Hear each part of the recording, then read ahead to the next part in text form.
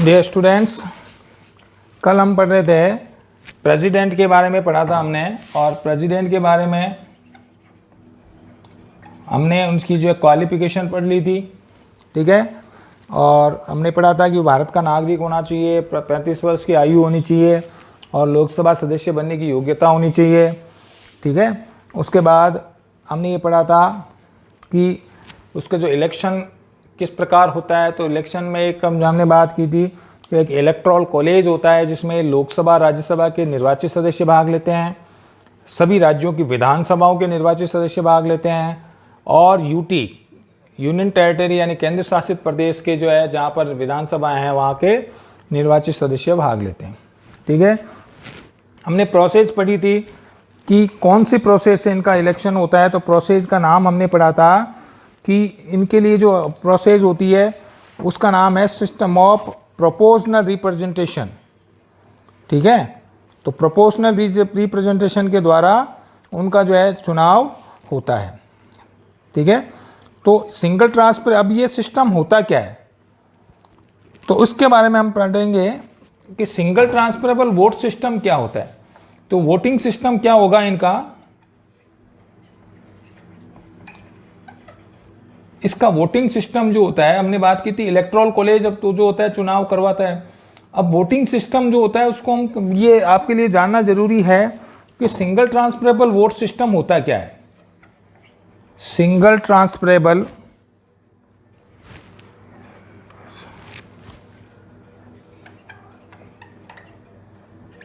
Vote system,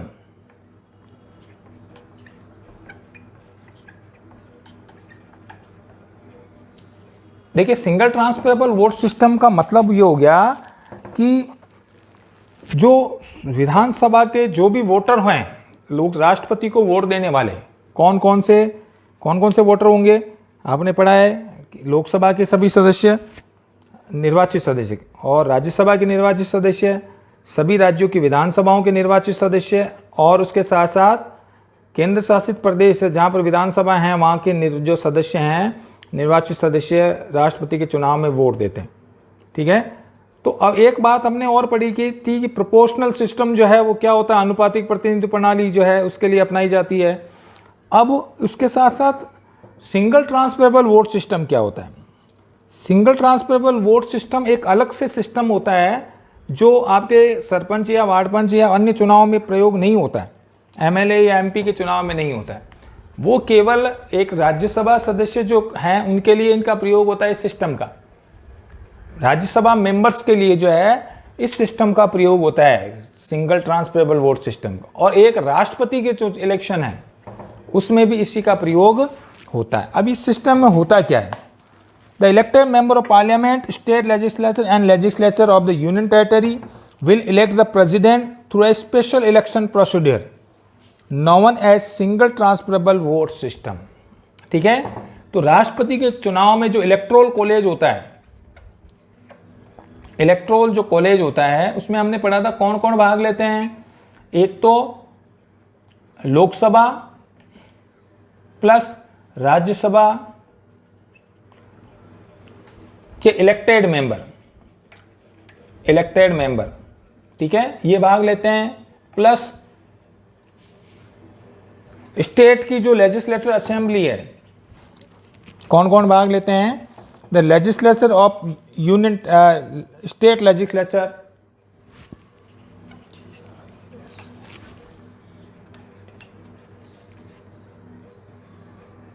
state legislature, member of state legislature,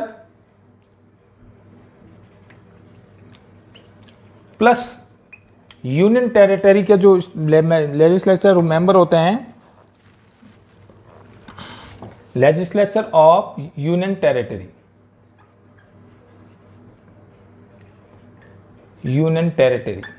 ठीक है, केंद्र शासित प्रदेशों के निर्वाचित सदस्य। ये तीनों जो है एक इलेक्टोरल कॉलेज का निर्माण करते हैं जो राष्ट्रपति को वोट देते हैं। अब इनमें जो वोटिंग सिस्टम है, उस वोटिंग सिस्टम को जो अपनाया गया है उस सिस्टम को कहा जाता है सिंगल ट्रांसफरेबल वोट सिस्टम, ठीक है।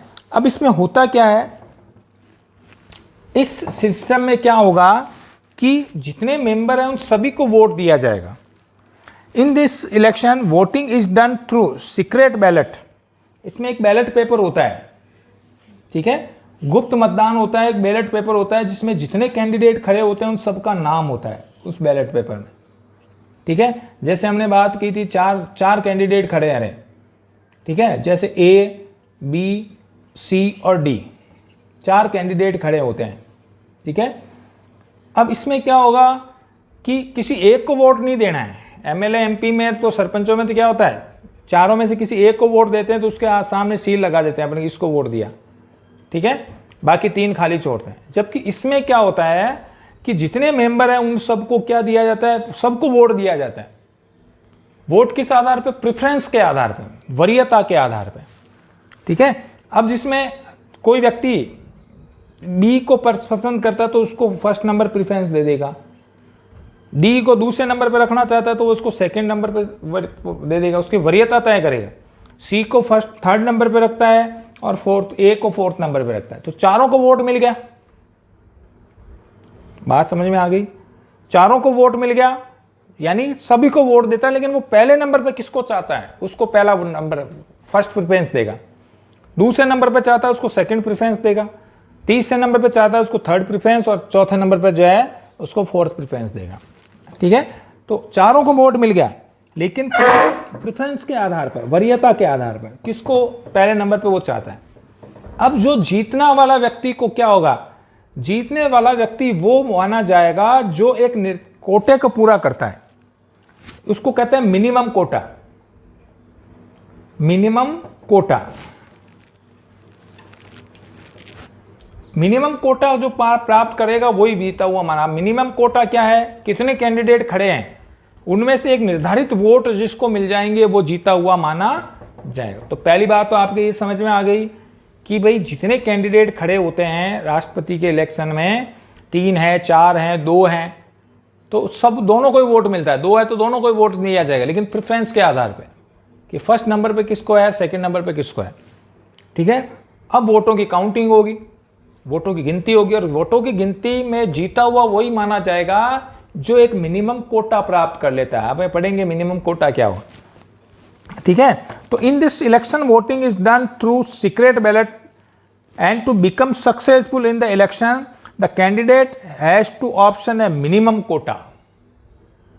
इस प्रणाली में वही व्यक्ति सेलेक्टेड माना जाएगा, वही व्यक्ति विनर माना जाएगा जो एक मिनिमम कोटा को प्राप्त कर लेगा, ठीक है। The following formula is applied to minimum quota. अब मिनिमम कोटा का फॉर्मूला क्या है वो आपको याद रखना है। The formula of minimum quota, formula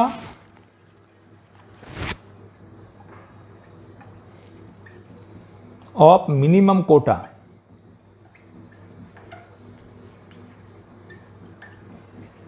minimum quota निकालना है तो उसका फॉर्मूला क्या होगा। तो मिनिमम कोटा किस तरह से निकाला जाता है, तो मिनिमम कोटे के लिए एक फॉर्मूला अपनाया जाता है जिसको कहा जाता है जैसे मिनिमम कोटा। तो मिनिमम कोटा बराबर minimum quota is equal to number of valid vote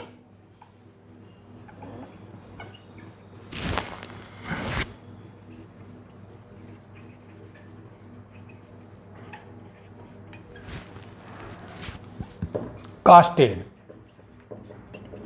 जितने वोट डाले जाते हैं, ठीक है, upon number of candidate.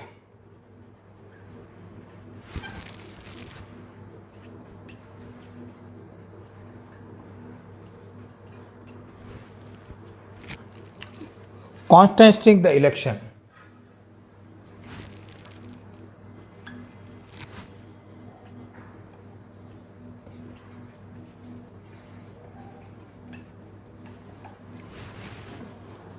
Divide by 1000।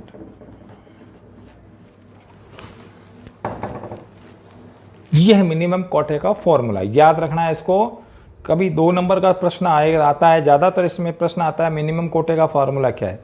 तो number of valid votes cast, अब कितने वोट डाले, कुल जितने मेंबर वोट डालने वाले हैं, जैसे लोकसभा के, राज्यसभा के और सारे राज्य विधानसभाओं के और केंद्र शासित प्रदेशों के कितने वोटर हैं, कुल कितने हो गए। तो जैसे लोकसभा राज्यसभा के कितने मेंबर हो गए, लोकसभा के 543, राज्यसभा के कितने हो गए 233, प्लस विधानसभाओं के, राज्य के स्टेट की जो विधानसभा हैं उनके जो वोटर हैं, प्लस यूनियन टेरिटरी के, ये सारे वोटर मिलकर के, जैसे माना कि कुल 1000 वोटर हो रहे हैं, ठीक है। तो नंबर 1000 वोटर हैं सारे, लोकसभा के निर्वाचित सदस्य, राज्यसभा के निर्वाचित सदस्य, और स्टेट जो आपके लेजिस्लेचर है उसके निर्वाचित सदस्य, और यूनियन टेरिटरी के जो लेजिस्लेचर के मेंबर हैं वो सारे, ये सब मिलाकर के जैसे 1000 वोटर हैं। तो नंबर ऑफ वैलिड वोट्स का मतलब जितने वोटर हैं जो वोट डाल रहे हैं उनकी संख्या upon number of candidate contesting the election, वे जितने मेंबर इलेक्शन में भाग ले रहे हैं। जैसे 3 कैंडिडेट खड़े हैं, ठीक है, टोटल वोटर कितने हैं, तो टोटल वोटर्स हैं 1000 और कैंडिडेट कितने हैं 3, ठीक है। तो अपॉन 3 कर देंगे, तो 3 के जो है डिवाइड कर देंगे, यानी 333। तो उतने वोटर जो हैं, यानी उतने संख्या उसे प्राप्त करने वाला जो है वो मिनिमम कोटे को प्राप्त कर लेगा, अर्थात वही जीता हुआ माना जाएगा। तो नंबर कैंडिडेट 2 हैं, तो 2 इसका मतलब हो गया 500। तो कम से कम 500 वोट जिसको मिले वो जीता हुआ माना जाएगा, ठीक है। एमएलए एमपी के इलेक्शन की तरह सिस्टम नहीं है कि एक वोट ज़्यादा मिल गया तो वो जीता हुआ माना जाएगा। प्रेसिडेंट के इलेक्शन में मिनिमम कोटा जो प्राप्त करेगा वही जीता हुआ माना जाएगा। तो इसका मतलब ये हो गया कि इस सिस्टम में क्या होगा, वही जीता हुआ माना जाएगा और जो एक निर्धारित कोटा को प्राप्त कर लेगा। तो ये फॉर्मूला आपको याद रखना है कि जितने वोटर हैं, जैसे अगर हमारे स्कूल में अपना है तो स्कूल में जितने क्लास में जितने वोटर हैं, जो क्लास के जैसे 50 लड़के हैं, तो नंबर ऑफ वोट्स कितने हो गए, 50 लड़के वोट डाल रहे वाले, तो voters.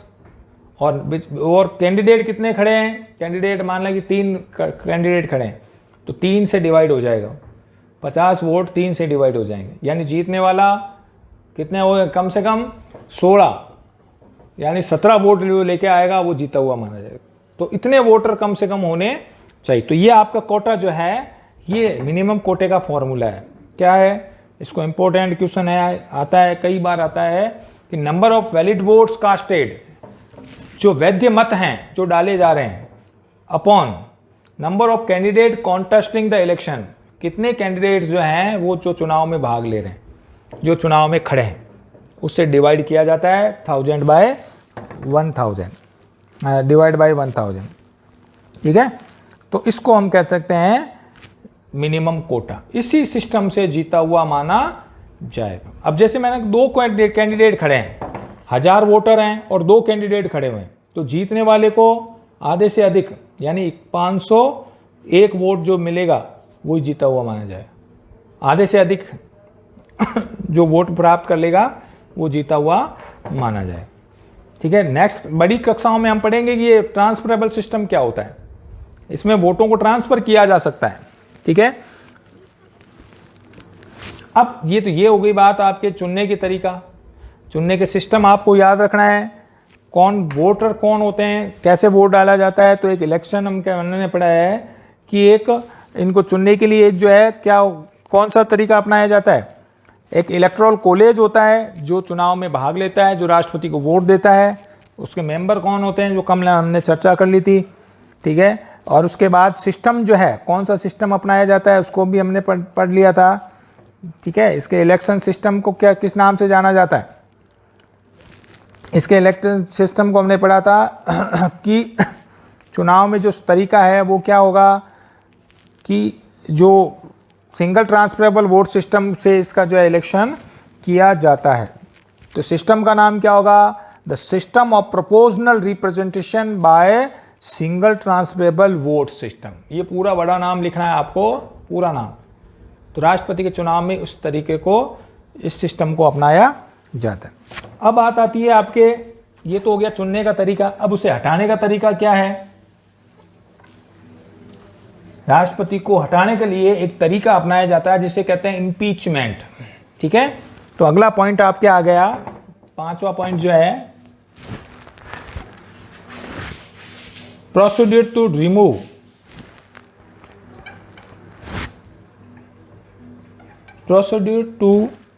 Of removal the office.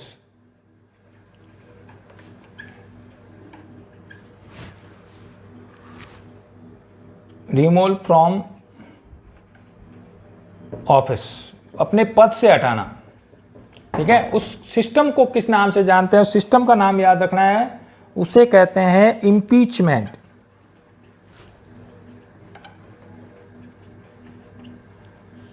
इस सिस्टम का नाम याद रखना है आपको। ये कौन सा सिस्टम है जिससे राष्ट्रपति को हटाया जा सकता है। राष्ट्रपति को पद से हटाने का जो है तरीका, उसको किस नाम से जान जाते हैं, उसको कहा जाता है, इंग्लिश में कहते हैं इम्पीचमेंट, हिंदी में कहते हैं महाभियोग। क्या कहते हैं, याद रखना है। हिंदी में अगर पूछा जाए, आपके वैसे हिंदी में नहीं पूछा जाता, लेकिन इंग्लिश में आपको नाम याद रखना है। हिंदी में कहते हैं महाभियोग, इंग्लिश में कहते हैं इम्पीचमेंट। तो राष्ट्रपति को हटाने के लिए इम्पीचमेंट का तरीका अपनाया जाता है। अब ये इम्पीचमेंट कैसे लिया जाता है, वैसे तो टेन्योर क्या होगा राष्ट्रपति का, वैसे तो टेन्योर जो है 5 ईयर्स होता है। राष्ट्रपति अपने पद पर कितने समय तक बना रहता है, 5 ईयर्स, 5 साल तक। ठीक है, लेकिन आर्टिकल 61 के अनुसार, संविधान के अनुच्छेद 61 के अनुसार उसे 5 साल से पहले भी पद से हटाया जा सकता है। कौन से तरीके से, इम्पीचमेंट से। ठीक है, so the tenure of the president of India is 5 years. राष्ट्रपति का कार्यकाल कितना होता है, 5 साल।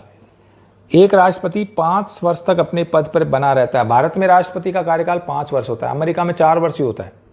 ठीक है, तो भारत में राष्ट्रपति 5 वर्ष तक अपने पद पे बना रह सकता है, लेकिन आर्टिकल 61 में लिखा हुआ है, संविधान के अनुच्छेद 61 में कहा गया है कि राष्ट्रपति को 5 वर्ष से पहले भी पद से हटाया जा सकता है। कौन से तरीके से, इम्पीचमेंट के द्वारा। अब ये इम्पीचमेंट कैसे होता है, ठीक है, the tenure of president is in India is 5 years, but according to article 61 the Indian constitution, in the case of the president breaches the constitution, then he can be removed from his office through impeachment। याद रखना है, article 61 के अनुसार राष्ट्रपति को अगर उसे पद से हटाना है तो उसके लिए कौन सी प्रोसेस अपनानी पड़ेगी, उसे कहते हैं इम्पीचमेंट। ठीक है, आर्टिकल 61 में इसकी चर्चा की गई है, इम्पीचमेंट के बारे में लिखा गया है, इम्पीचमेंट कैसे लागू होता है। ठीक है, अब इम्पीचमेंट में क्या होगा, हमने पहले ही पढ़ा था, जब संसद की शक्तियां पढ़ी थी तो हमने पढ़ा था कि संसद यानी लोकसभा और राज्यसभा के सदस्य मिलकर के और राष्ट्रपति को चुनते हैं और उनको पद से भी हटा सकते हैं। तो हटाने में हमने इम्पीचमेंट का नाम पढ़ा था। तो इम्पीचमेंट में क्या होगा, इम्पीचमेंट में बोथ हाउसेज जो होते हैं, लोकसभा यानी लोकसभा के मेंबर और राज्यसभा के जो मेंबर 2/3 बहुमत से, 2/3 मेजोरिटी से, यानी अपनी बहुमत से इसको जो है अगर पास कर दें, सबसे पहले प्रस्ताव आता है। ठीक है, तो देखिए इसमें प्रस्ताव कैसे होगा कि in this process each house of the Indian parliament has right to impeach them. कौन हटा सकता है उनको, इम्पीच कौन लेते के आता है, इम्पीच लेकर के आता है बोथ हाउसेज, यानी लोकसभा और राज्यसभा, ये राष्ट्रपति पर इम्पीचमेंट लेकर के आ सकते हैं। लेकर के आना है मतलब इम्पीचमेंट, उन पर जो महाभियोग लगा सकता है। अगर कोई राष्ट्रपति ने कोई गलत कार्य किया, संविधान का उल्लंघन किया, तो लोकसभा और राज्यसभा के मेंबर मिलकर के और उसे इम्पीचमेंट से हटा सकते हैं। ठीक है, तो each house of the Indian parliament has to right to impeach him. To initiate the process of impeachment, signature of 1/4 of the total number of members of the respective house is required. अब सबसे पहले impeachment आता कैसे, impeachment ध्यान रखना, लोकसभा भी ला सकती है और राज्यसभा भी ला सकती है। पहली बात तो ये। अब जो सदन इसका प्रस्ताव लेकर के आता है, कौन सा, इम्पीचमेंट का, तो उसके लिए 1/4 मेंबर होने जरूरी है।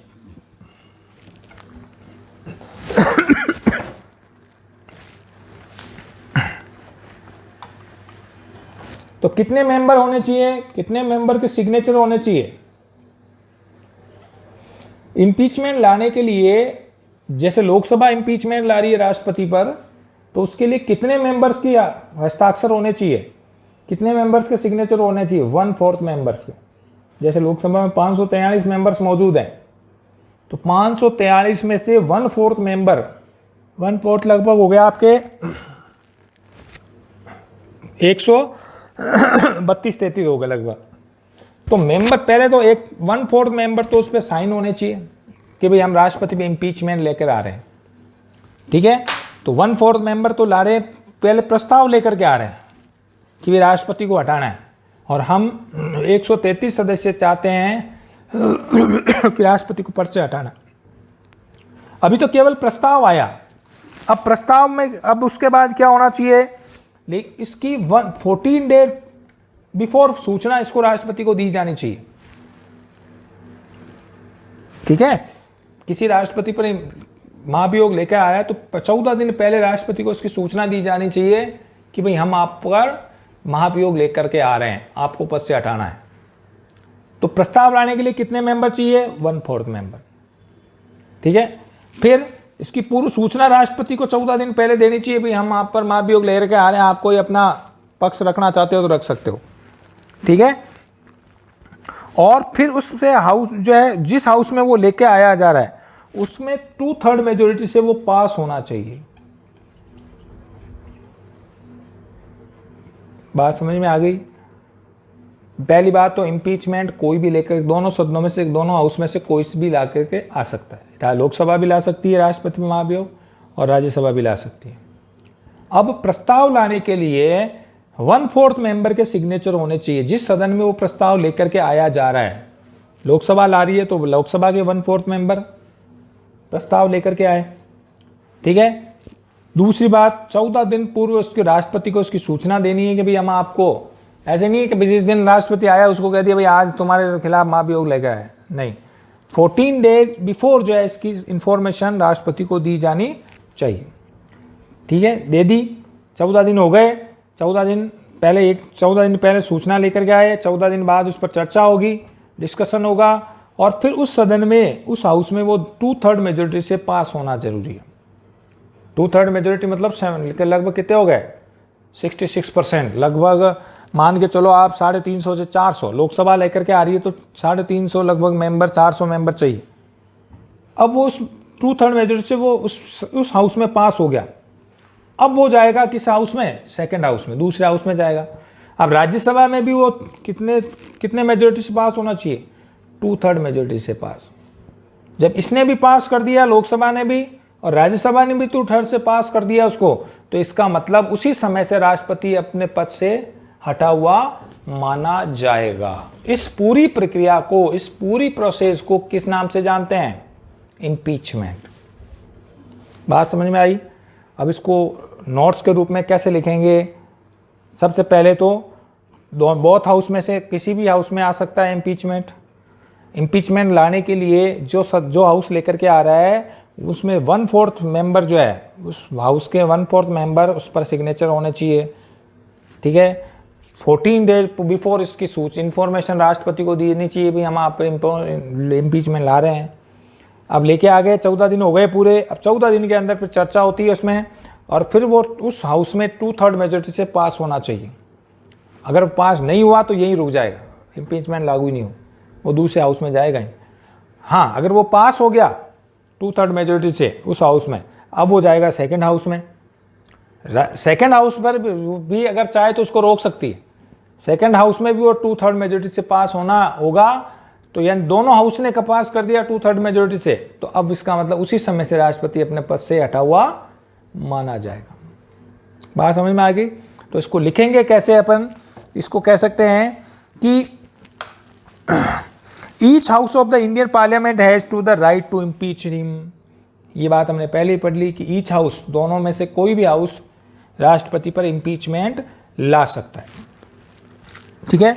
To initiate the process of impeachment signature of 1/4 of the total number of members of the respective house is required.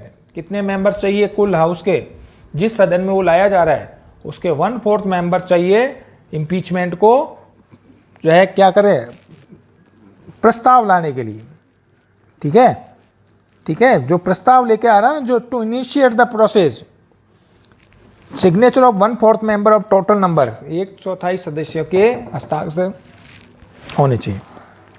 फिर उसके बाद after 14 days to receive such motion is houses, 14 दिन पहले इसको सूचना देने, हाथों हाथ उस दिन नहीं हटाया जाए, 14 दिन बाद, क्योंकि 14 दिन पहले सूचना दे दी भाई आज प्रस्ताव लेकर के आया आज 1 तारीख को प्रस्ताव लेकर के आ रहे हैं 1/4 मेंबर, तो 14 दिन पहले 14 दिन उसकी सूचना देनी, यानी 14 तारीख तक उस पर 14 चर्चा नहीं होगी, 14 दिन बाद उस पर चर्चा होगी और फिर उस दिन 2/3 मेजर से वो पास होना चाहिए।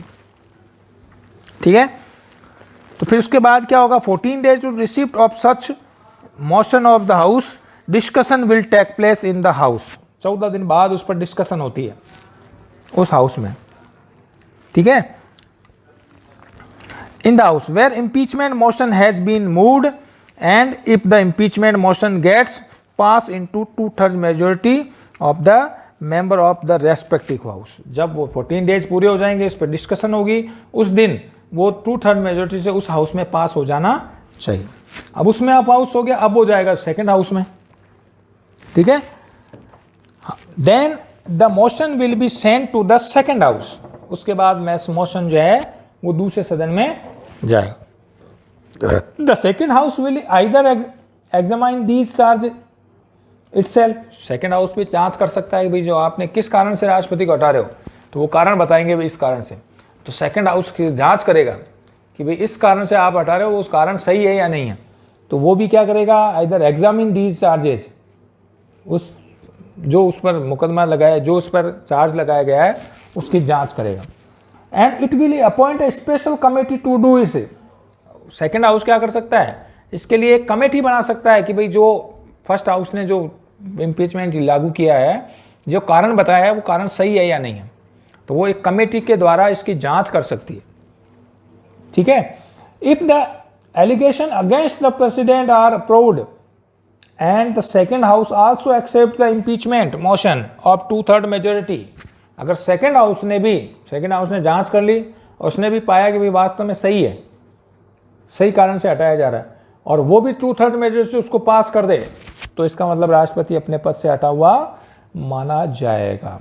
So, if the allegation against the president are proved and the second house also accept the impeachment motion by the 2/3 majority, then the president is considered to be removed from office from the date of acceptance of motion. और जिस दिन दूसरे सदन ने भी उसको 2/3 major से पास कर दिया, इसका मतलब उसी दिन से राष्ट्रपति अपने पद से हटा हुआ माना जाएगा। तो ये है इम्पीचमेंट प्रोसेस।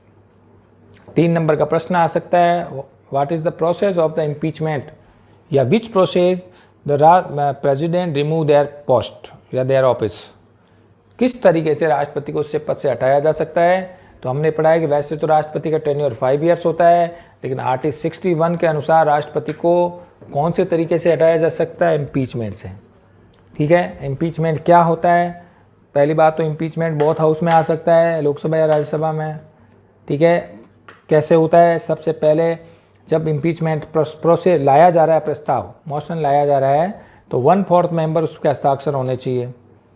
उसके बाद जिस दिन लाया जा रहा है उसके 14 दिन बाद उस पर डिस्कशन होगी, 14 दिन राष्ट्रपति को टाइम दिया जाएगा, और जब 14 दिन पूरे हो गए तो 14वें दिन क्या होगा, उस पर जो है डिस्कस होगी, चर्चा होगी, और अगर उस हाउस ने उस दिन 14 दिन में 2/3 मेजर से उसको पास कर दिया, इसका मतलब अब वो जाएगा दूसरे हाउस में, दूसरा हाउस उसकी जांच कर सकता है कमेटी बना करके, और 2/3 मेजर से सेकंड हाउस ने भी पास कर दिया, तो जिस तारीख को सेकंड हाउस ने पास किया था उसी तारीख से राष्ट्रपति अपने पद से हटा हुआ माना जाएगा। इसी प्रोसेस को कहते हैं इम्पीचमेंट प्रोसेस। ठीक है, तो हमने राष्ट्रपति, चौथे पॉइंट में हमने राष्ट्रपति को चुनने का तरीका बताया था, एक इलेक्टोरल कॉलेज चुनता है, प्रोसेस चुनी थी। 5वें पॉइंट में हमने राष्ट्रपति को हटाने का तरीका बताया था। ठीक है, तो आज हम नेक्स्ट क्लास में हम चर्चा करेंगे कि powers of the function and power of the president, राष्ट्रपति के कार्य और उसकी शक्तियाँ। ठीक है भाई, तो आज के लिए इतना ही बहुत है। हमने राष्ट्रपति को चुनने और उसको हटाने का दोनों का तरीका पढ़ लिया था। इससे 3 नंबर का प्रश्न बनता है, इसलिए इसको जरूर या घर जा करके देखें। धन्यवाद।